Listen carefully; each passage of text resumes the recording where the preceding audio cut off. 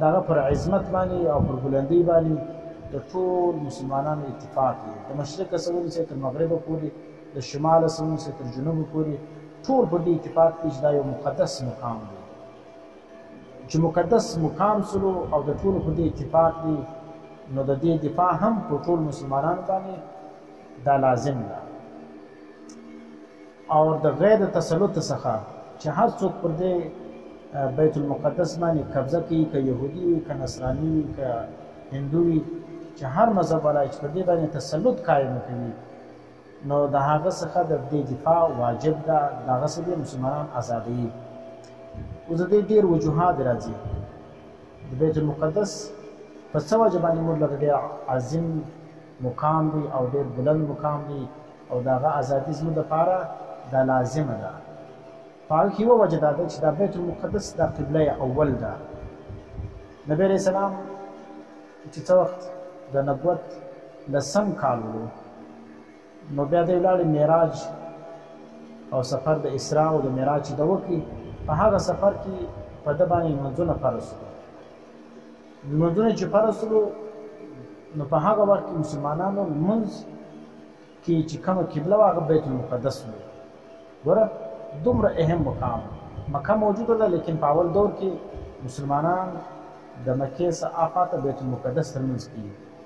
دومره عظیم مقام دی. نو بیا چې څه وخت هجرت وسو، مسلمانان د مکې څخه لاړو مدینې ته لاړو، هلته هم په مدینه شریفه کې مسلمانانو 14 میاشتې یا 18 میاشتې بیت المقدس ته لمونځ کوي.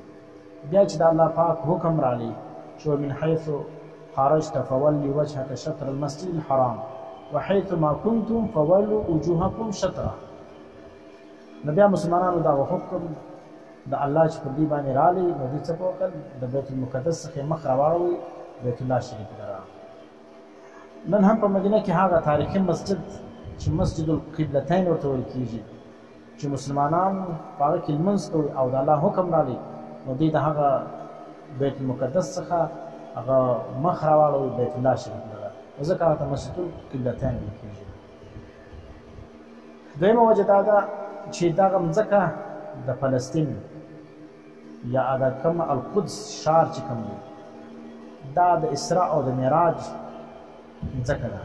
په دې باندې چې کوم دی هغه اسراء چې کوم اهم سفر دی او د معراج چې کوم اهم سفر دی، دا سوی دی. حضرت ابوذر غفاري رضی الله تعالی عنه فرمایي، وایي نبی علیه السلام زما پوښتنه وکړه چې اول مسجد په مځکه باندې کوم جوړ سوی دی؟ نو نبی علیه السلام ورته وویل چې مسجد حرام. بیا مې سوال په وکړي چې بیا کوم مسجد جوړ سوی دی؟ نو ده راته وفرمایل چې مسجد اقصی. بیا مې دا پوښتنه وکړه دې دوه مابین کې څو مدت ولو؟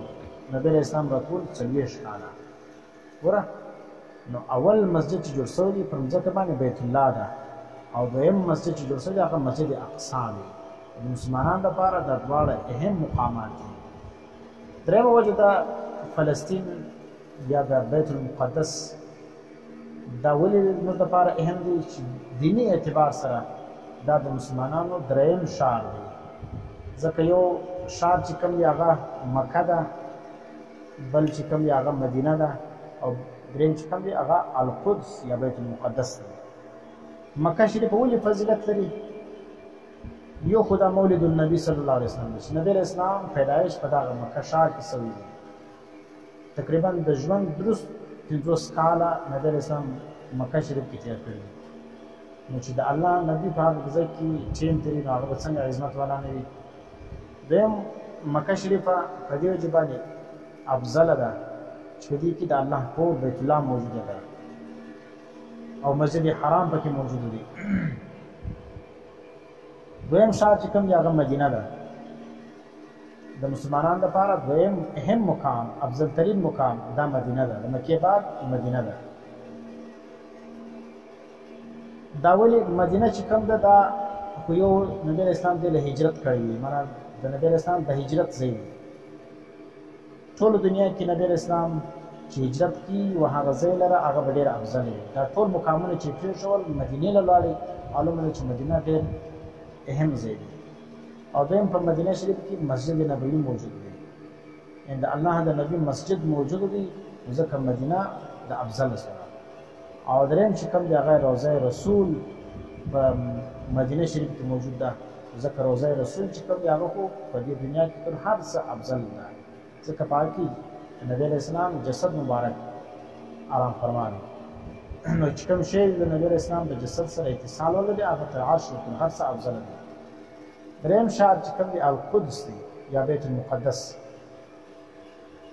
د بیت المقدس یا دا ښار چې کوم دی دا ولې افضل دی په دې کې یو مسجد اقصی دی چې دا د مسلمانانو دپاره یا پر مځکه پر مخ باندې دویم مسجد الله پاک دا جوړ کړی دی او دویم چې کوم دی دغه مځکه د القدس یا د بیت المقدس دا د انبیاو سرزمین دی ته ویل کېږي لکه په دې کې حضرت داود علیه السلام حضرت سلیمان علیه السلام حضرت عیسی علیه السلام دا رقم حضرت ابراهیم علیه السلام او حضرت لوط علیه السلام دا دوه بیا څه کړي دي دا بیا خاص هجرت کړی دی بیت المقدس یا د القدس ځمکې نه فلسطین نه او بل چې کوم دی هغه موسی علیه السلام هم هغه هجرت کړی چاره د فلسطین نه او بل چې کوم دی دا فلسطین چې کوم دی دا مدفن الانبیا دی په دې کې د انبیاء کرامو قبرونه موجود دي لکه د حضرت ابراهیم علیه السلام چې ابو الانبیا دی